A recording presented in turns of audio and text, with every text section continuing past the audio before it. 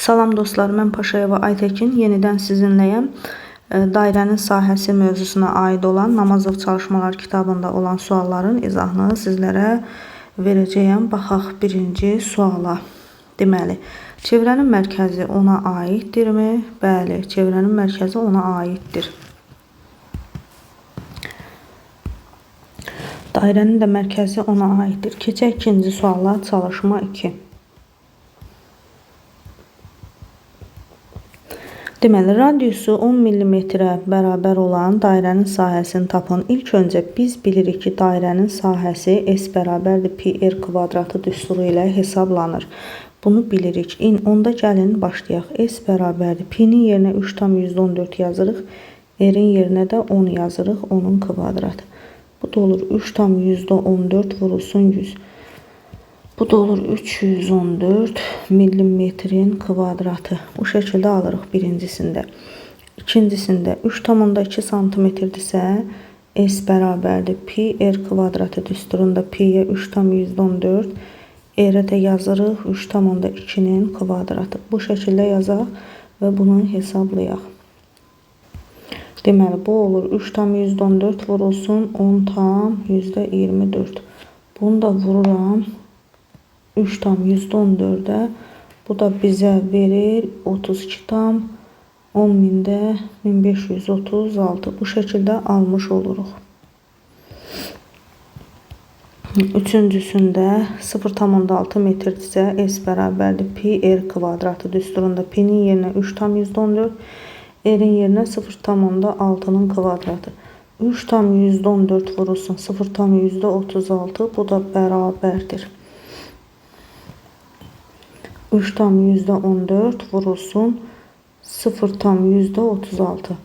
Bu da verir 1,10,304. Bu şəkildə almış olarıq. Keçək çalışma 3'ə.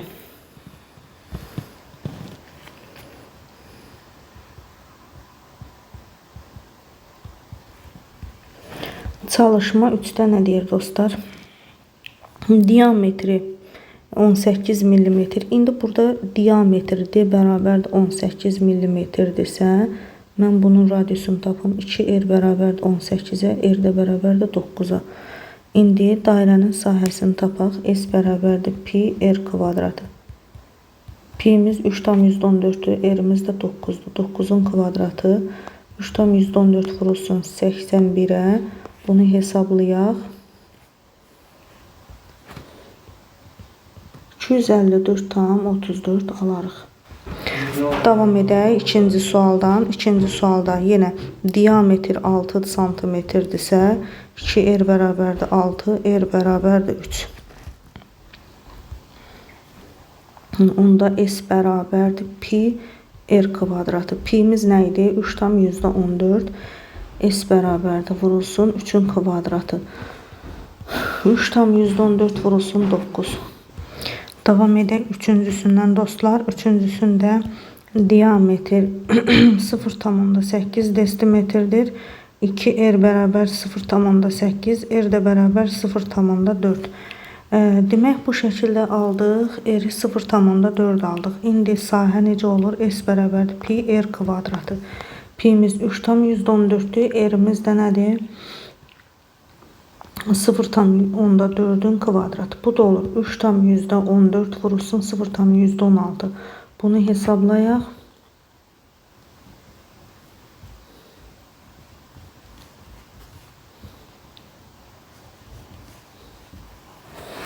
Bu da bizə verir 0,10,5024 desimetrin kvadratı. Bu şəkildə almış oluruq.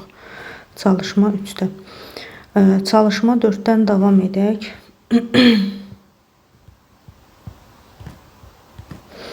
Diametri olan məftilin en kəsiyinin sahəsini tapın. En kəsiyinin, yəni baxın.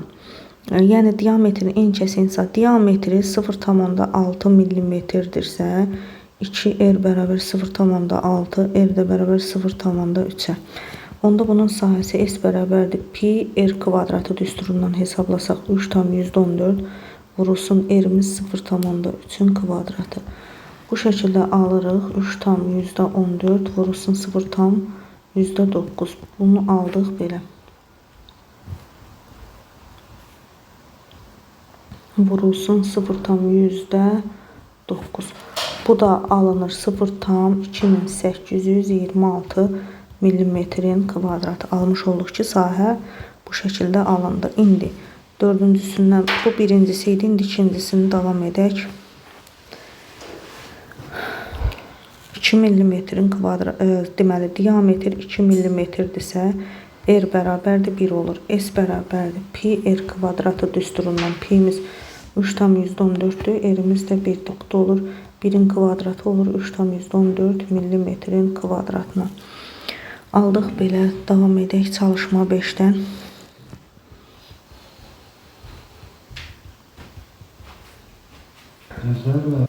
Davam edək çalışma 5'dən. Radiusu 6 dəfə 7,5 dəfə azaltdıqda dairənin sahəsi və onun çevrəsinin uzunluğu necə dəyişir? Deməli, dairənin sahəsinin düsturu pi r kvadratıdır. Uzunluğu, çevrəsinin uzunluğu isə 2 pi r'dir. İndi sahəsi 6 dəfə azaltdıqda sahəsi r kvadratı olduğuna görə deməli 36 dəfə azalır. Nəyə görə? Dairənin sahəsi ilə radiusu düz mütənasib asılıdır. Dairənin, yəni radiusu nə qədər artırsa, sahə isə onun kvadratı dəfə artır. Yəni belə deyək. Burada azalıb deyir. R böl 6. Bu şəkildə azalırsa r böl 6 olur. O zaman bunun sahəsini yenidən yazsaq. Pi r böl 6'nın r'in yerinə r böl 6 yazıram kvadrat. Bu da olur pi r kvadratı böl 36.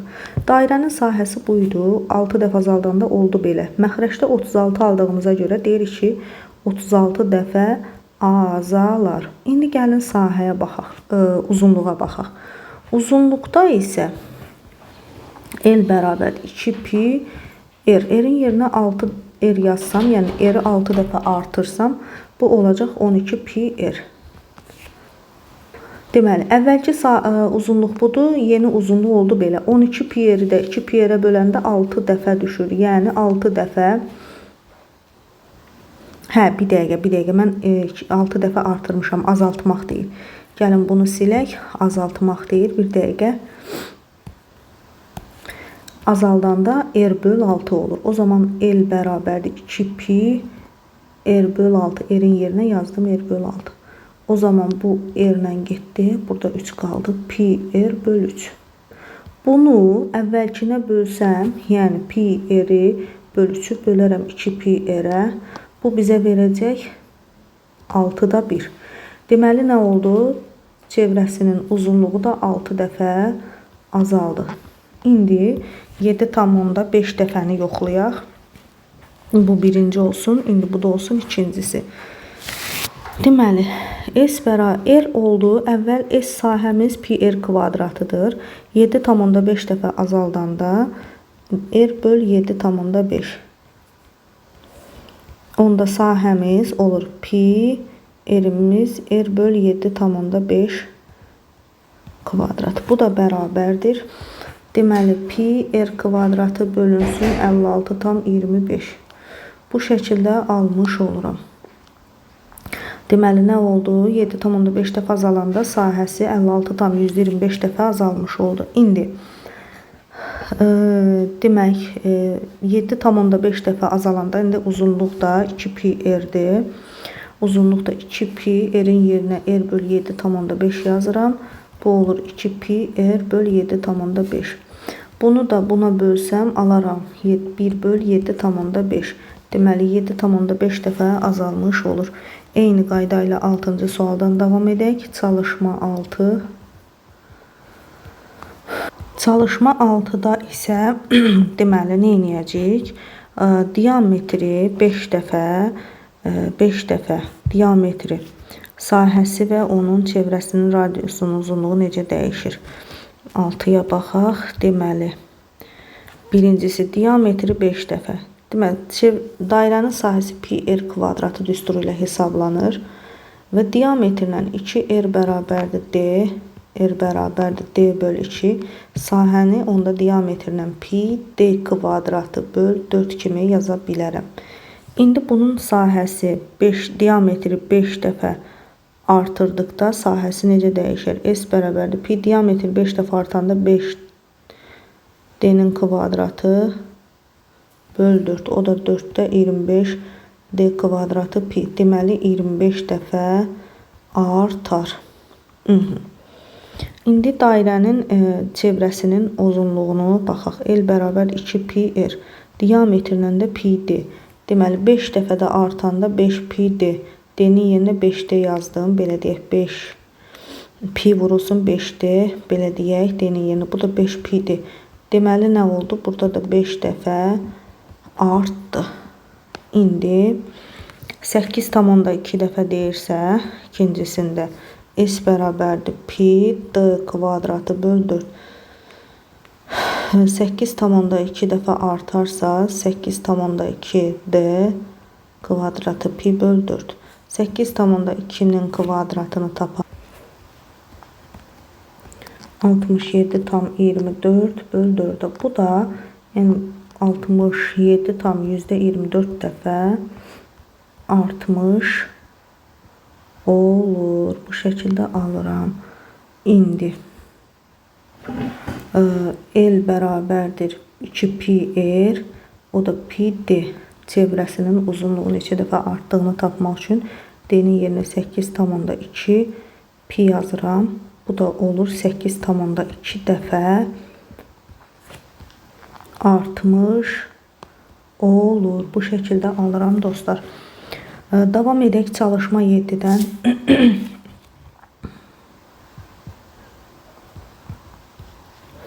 Deməli, radiusu 6 desimetr olan dairəvi dəmir lövhədən tərəfinin uzunluğu 4 desimetr olan kvadrat kəsdilər.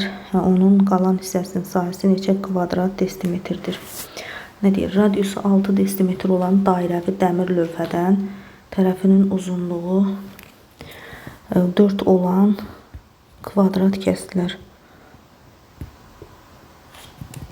Gəlin belə eləyək. Radiusu 6 olan belə bir çevrə çəkək. Bunun radiusu tutaq ki 6'dır.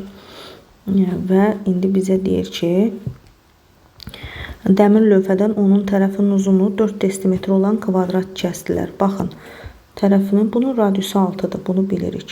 Aha, bu 6'dır radius. Tərəfinin uzunluğu 4 olan kvadrat kəsdilər.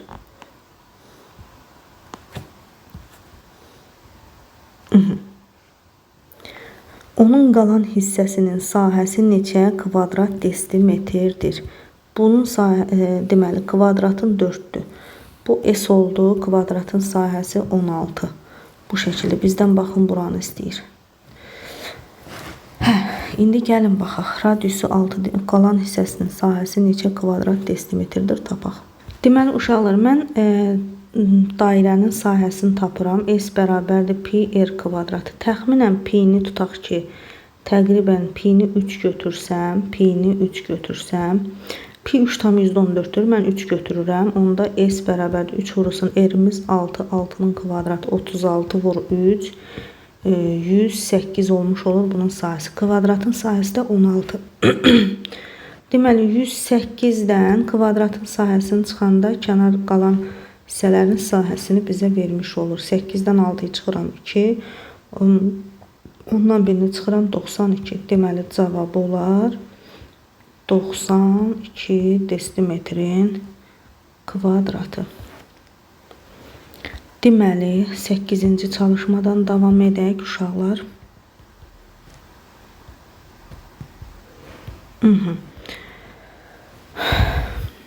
Radiusu 55 mm olan dairəvi dəmir lövhədən mərkəzi onun mərkəzi ilə eyni olan radiusu 40 mm olan dairəvi lövhə kəsdikdə onun qalan hissəsinin sahəsini tapın.